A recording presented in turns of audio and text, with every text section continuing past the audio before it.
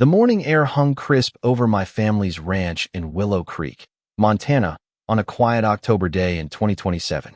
I was halfway through my first cup of coffee, staring out at the rolling hills my great-grandfather claimed in 1948, when I spotted three figures striding toward my gate. The dawn light glinted off a bright scarlet jacket. Lydia Harper, the self-appointed enforcer of the Pine Ridge Homeowners Association. She clutched a clipboard like a shield, a measuring tape swinging from her hip, flanked by two board members who looked like they'd rather be anywhere else. I set my mug down, flipped on the security cameras I'd installed a week earlier on a gut feeling, and stepped onto the porch.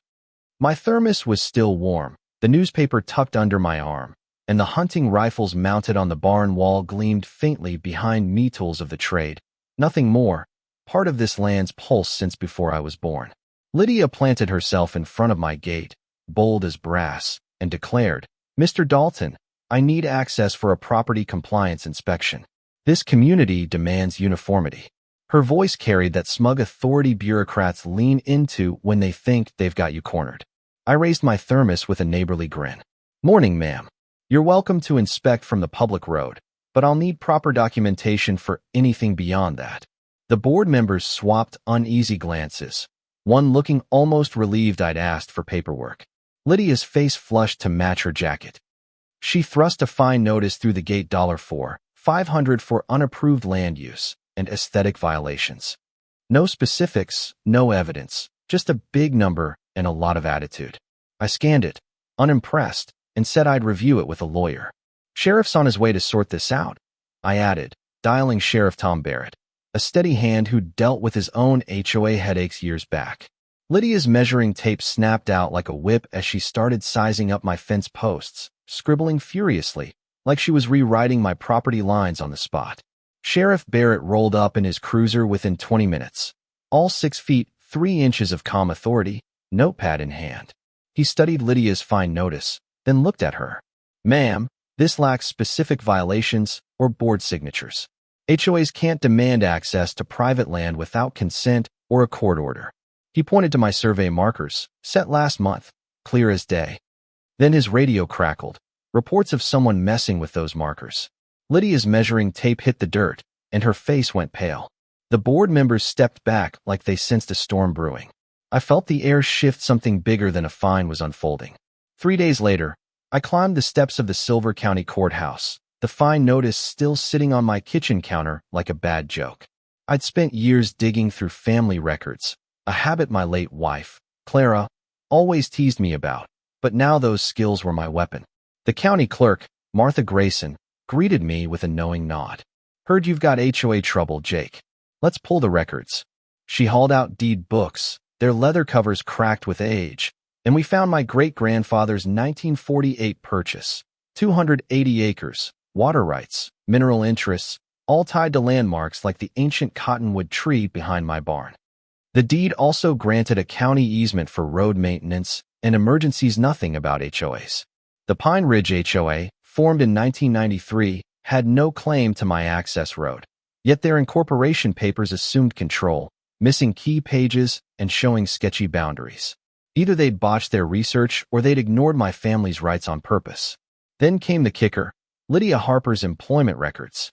Fired from a Boise compliance job in 2020 for overstepping authority, issuing baseless fines, and sparking lawsuits. Same playbook, new town. I photographed every document, building a case as tight as the barbed wire around my land. That night, my phone buzzed with a text from an unknown number. "Board meeting tomorrow. Vote to oust Lydia. Someone's keeping tabs." My pulse quickened.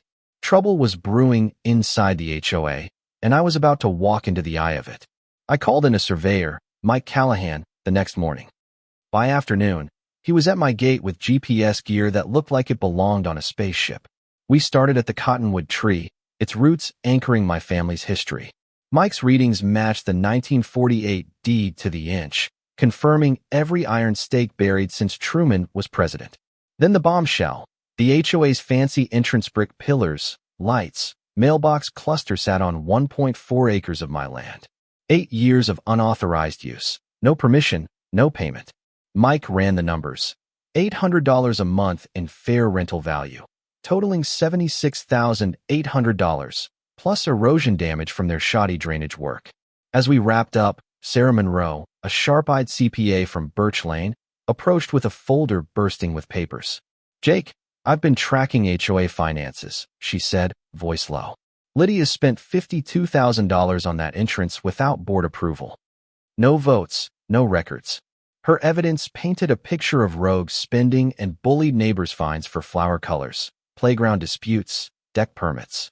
The HOA wasn't just overreaching, it was a one-woman tyranny. That night, my cameras caught a figure in red skulking along my fence, yanking out Mike's survey stakes.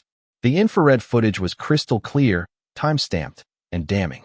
I called Sheriff Barrett, who arrived to find the stakes tossed in a ditch. "This is criminal mischief, Jake," he said, bagging the evidence. "We're talking charges now." By morning, things got uglier. A heavy chain blocked my access road, padlocked with signs claiming emergency safety closure by the HOA. My feed truck couldn't get through, costing $400 a day in spoilage. My 50 head of cattle bellowed, stressed and hungry, as my vet, Dr. Emily Voss, documented the chaos: weight loss, digestive issues, potential long-term harm. Neighbors whispered about blocked emergency access fire trucks, ambulances, all cut off. Then the county planner, Diane Torres, called.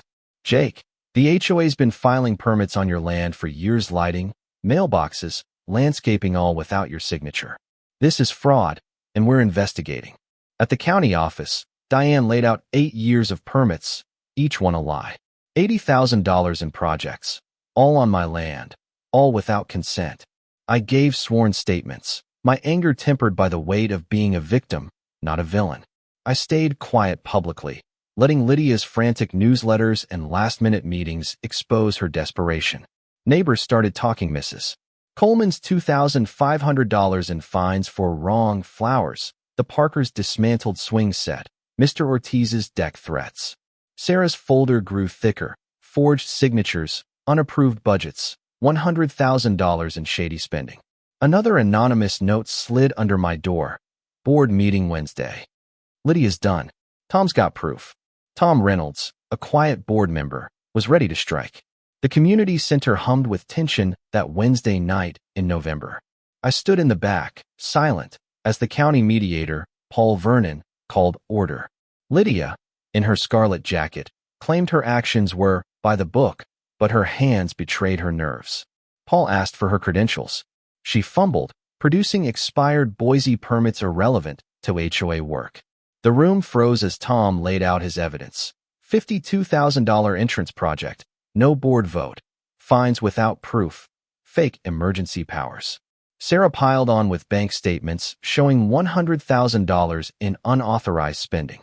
Mrs. Coleman stood, voice shaking, recounting her flower fines. Others followed, a chorus of grievances. The board voted 3-2 to suspend Lydia. She erupted, toppling her chair, shouting about complexities nobody understood. Her power was crumbling, and everyone saw it. Outside, Lydia cornered me by my truck, her blazer gone, her voice cracked. "Jake, can we talk privately tomorrow? I need to explain." Against my better judgment, I agreed, but I insisted Sheriff Barrett join us.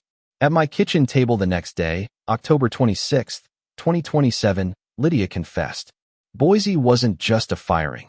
She'd enabled shady developers, cost families their homes, and carried that shame here. "I thought being tougher would fix my mistakes," she said, eyes wet. "Instead, I bullied everyone, including you." She admitted it all: tampering, the chain, $100,000 in rogue spending, fake permits. I didn't gloat. Instead, I offered a deal: restitution and education over jail. She'd pay $130,000 for damages, land use, fines, vet bills, legal fees, and complete HOA training, mentoring others to avoid her errors. Sheriff Barrett backed the plan, citing his own HOA scars. Lydia nodded, humbled, ready to rebuild. Weeks later, the HOA transformed. The mailbox cluster moved, the entrance adjusted with a paid easement. Sarah led a new oversight board with Tom, ensuring transparency. We held a potluck under my cottonwood tree, November 17, 2027, with barbecue smoke and fireflies. Sheriff Barrett grilled burgers, sharing dispute tips. Neighbors swapped stories. Coleman's flowers bloomed again. The Parkers' kids played freely. Lydia, in jeans, brought a casserole, her attitude softened by workshops. Other counties called, wanting our mediation model. Clara would have smiled. Good fences, good education, good neighbors. As I locked the gate that night, the rifles on my barn wall caught the moonlight, symbols of a life rooted in this soil. The quiet felt earned, the storm passed. But I wondered, how many others are fighting battles like mine, unaware of their rights? What would you have done if that gate opened it, or held the line? Should Lydia have faced jail instead of redemption? Drop your thoughts below, hit that like button if this hit home, and subscribe for more stories of grit and grace. Keep your fences tight and your neighbors closer, friends. The drama's always just one gate away.